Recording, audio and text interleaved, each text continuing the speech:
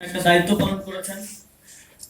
আমরা সে সময়টায় মনোযোগ দিতে পারছিলাম না, কারণ আপনারা জানেন গভর্নমেন্ট ফরমেশন থেকে শুরু করে এই সময়টা আমাদের জন্য ব্যস্ততা গিয়েছে।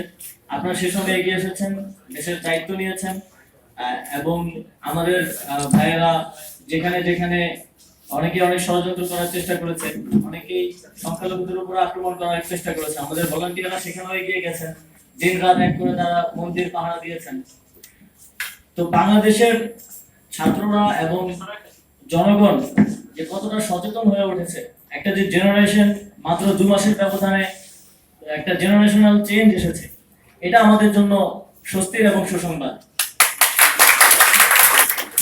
আমরা যেটা অনুধাবন করছে এবং পুরো পৃথিবী অনুধাবন করছে, বাংলাদেশ যে অবস্থায় ছিল সেখানে ফিরে যাওয়ার আর কোনো সুযোগ নেই, কেননা এটা একটা জেনারেশনাল চেঞ্জ হয়ে গেছে আমাদের মধ্যে। আপনাদেরকে আবারও ধন্যবাদ জানাই আপনাদের এই গুরুত্বপূর্ণ অবদান রাখার জন্য।